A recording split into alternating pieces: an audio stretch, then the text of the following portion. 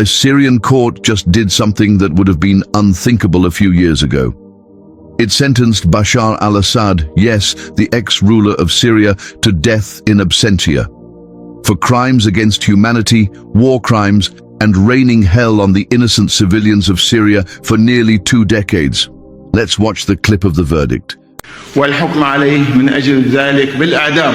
تجريم المتهم الفار بشار الأسد ابن حافظ والدته أنيسة تولد 1965 بجناية القتل العمد وجناية القتل القصد لأكثر من شخص والقتل القصد لأطفال دون سن 15 من العمر والقتل القصد المترافق مع أعمال التعذيب والشراسة وجناية التحريض على القتل العمد والقتل القصد لمرات متعددة بوصفها جرائم ضد الإنسانية وجرائم حرب وبجناية التعذيب والتعذيب المفضي إلى الموت وجناية الحرمان من الحرية لمرات متعددة بوصفها جرائم ضد الإنسانية وجرائم حرب والحكم عليه من أجل ذلك بالإعدام. And here's the thing, he's not even there to hear it. Everyone knows he fled Syria to save his life as soon as he saw that his reign was in danger. He's sitting somewhere outside Syria right now, probably in some quiet, guarded corner of the world, while the country he oppressed for 20+ years finally gets to write his name into a verdict. But let's be honest with each other for a second. Does a death sentence in absentia actually mean anything? Practically speaking, no, not really. He's not walking into a courtroom, he's not being extradited tomorrow. This is largely symbolic. A paper verdict against a man protected most likely by whichever state decided he was worth sheltering. And look, this isn't new.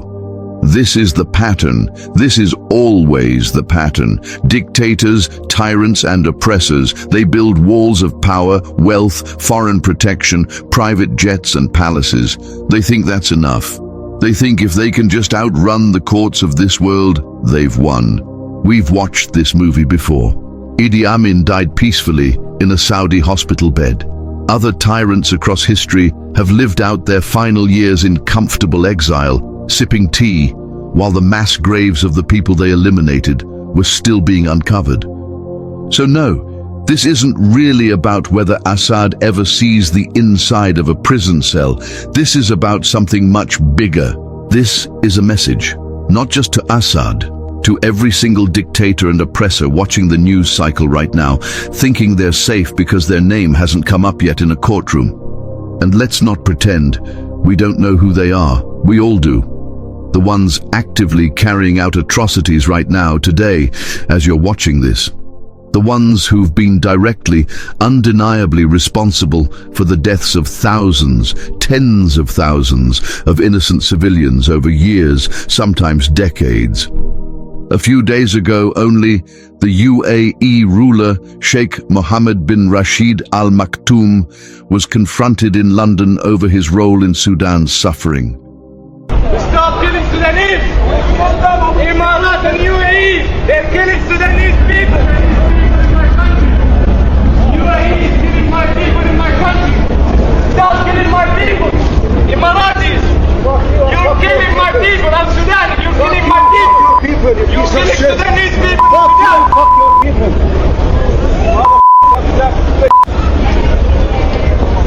You said black! You said black! You said black! Control people, I mean, What did you say? You said black! You're killing my people in my country! You're killing Sudanese in my country! Stop killing Sudanese! Emirat and UAE, they're killing Sudanese people! They're killing my people in my country! Party, UAE, Mohammed bin Zayed, they're killing my people in my country! So yes, we know who the perpetrators are. Even though the UAE denies it, we know they did have a massive role in exacerbating the crisis in Sudan. The same applies to other oppressors, including those who eliminated millions in Iraq, those who are actively aggressing in Palestine, and the one who ordered the strike on Minab school. We all know who they are. The verdict given against Bashar al-Assad is a message to them all. You will be brought to account. If not in this world, then most certainly in the next. There is no escape. None. It doesn't matter how much wealth you've stacked, how many armies you command, or how many world leaders shake your hand for photo ops. None of that buys you out of this one. Allah tells us in the Quran about Fir'aun, the most powerful tyrant of his age, a man who claimed to be a god, who drowned in the sea chasing down Musa, alayhi salam, and the believers. So today we will save you in body, that you may be a sign to those who succeed you. And indeed, many among the people of our signs are heedless.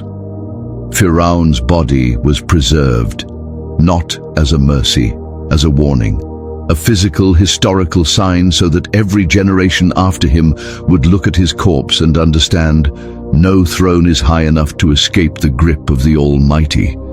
That's what this verdict is, symbolically, whether the Syrian court intended it that way or not.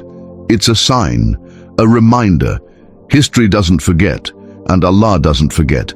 And there's a very specific warning for the oppressors themselves, not just about the next life, but about this one. The Prophet, sallallahu alayhi wasallam, told Mu'adh ibn Jabal when sending him to Yemen, "Beware of the supplication of the oppressed, for there is no barrier between it and Allah." Think about that. Every mother who buried a child, every prisoner assaulted in a cell with no name, every family displaced, starved, silenced, their dua doesn't get lost. It goes straight up. No committee reviews it. No lawyer can block it. No wall, no border, no exile can stop it from reaching Allah. So to the tyrants of today, you know exactly who you are, and so does the rest of the world, even when the courts stay silent and the cameras look away. Enjoy your borrowed time. Enjoy the safe houses and the silence bought with money. But understand this. Time is the one currency you can't buy more of, and accountability is the one debt you cannot dodge forever. If the courts of man don't reach you, the court of the Akhirah will. And on that day, there won't be an in absentia option. You'll be standing right there. Justice delayed is not justice denied, not with Allah. Fir'aun became a sign, and every oppressor after him is next in line to become one too. May Allah ease the pain of the oppressed ones of the Ummah. Ameen.